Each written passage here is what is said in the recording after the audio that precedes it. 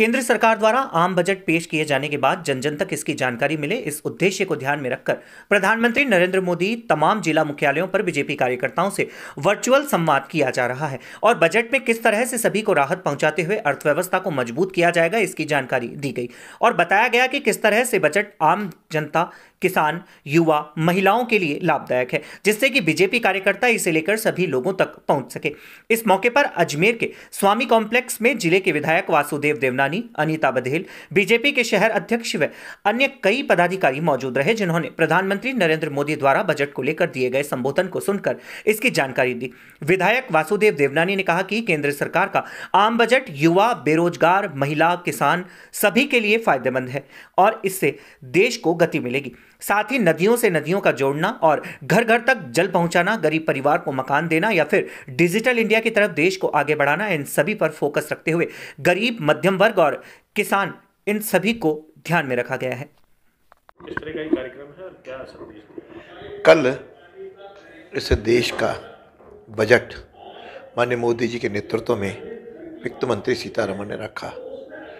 उस बजट की गहराइयाँ के लोगों तक पहुंचाने की दृष्टि से आज देश के प्रधानमंत्री माननीय मोदी जी ने भाजपा कार्यकर्ताओं के साथ चर्चा रखने का निर्णय किया। उसके तहत आज देश भर के अंदर भारतीय जनता पार्टी के कार्यकर्ता उनके संवाद को उन्होंने सुना है, जिस पे उन्होंने कई बारीकियां समझाई कि आज हम 75 वर्ष हमारी आज़ादी को पूरे हुए, आगामी 25 वर्ष यह देश किस दिशा में जाएगा उसका बजट में पूरा ध्यान रखा है कि वैश्विक महामारी कोरोना के पश्चात जब सारे विश्व के देशों की अर्थव्यवस्था चरमरा गई है, उस समय भारत की अर्थव्यवस्था आगे बढ़ती जा रही है और आज हम विश्व की तीसरी अर्थव्यवस्था बने हैं। इस अर्थव्यवस्था में उन्होंने कई पहलुओं को छुआ, जैसे उन्होंने उन पहलुओं में सबसे पहले गरीब वर्ग को, जैसे बेरोजगार युवा हैं, उसे 60 लाख नौकरियों का सृजन किया जा रहा है। साथ में लगभग 3 करोड़ मकानों तक ये जल कनेक्शन, पानी के कनेक्शन मिलेंगे। यहाँ तक कि उन्होंने औद्योगिक प्रौद्योगिकी टेक्नोलॉजी का जो नीचे तक विकास की बात इसमें है, वे हम समझता अद्भुत हैं, जिसमें डिजिटल यूनिवर्सिटी की बात है, जिसमें कोरोना के कारण जो बच्चों की पढ़ाई नहीं हो रही थी, ऐसे 200 चैनल शुरू करने का उसमें प्रावधान है, जिसके आधार पर कक्षा 1 से लेकर 12वीं तक विभिन्न प्रकार की रीजनल भाषाओं में उन बच्चों को अध्ययन कराया जाएगा। 750 ई लैब बनेंगी।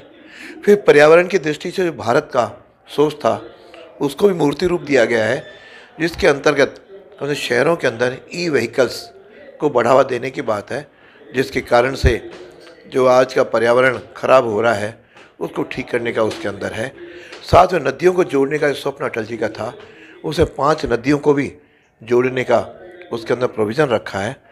इस तरह गरीब वर्गों की दृष्टि से जो चमड़े का सामान है, चाहे कपड़े हैं, इन सबको सस्ता भी किया गया है, ताकि सब प्रकार के युवाओं को, किसानों को और महिलाओं की दृष्टि से कहें कि आंगनवाड़ी, 2 लाख आंगनवाड़ियों को मॉडर्न आंगनवाड़ी बनाया जा रहा है।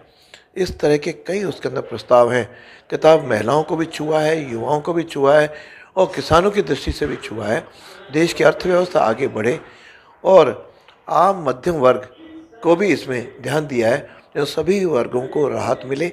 इस तरह का देश का प्रधानमंत्री ने भविष्य के प्रति विश्वास इस बजट से लगता है। ये ऐतिहासिक और अद्भुत बजट है, इसका उन्होंने विस्तार से उसमें सब कार्यकर्ताओं के सामने दिशा दी है।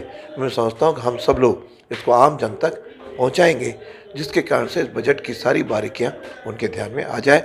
यहाँ तक शिक्षा में 17% की वृद्धि की गई है।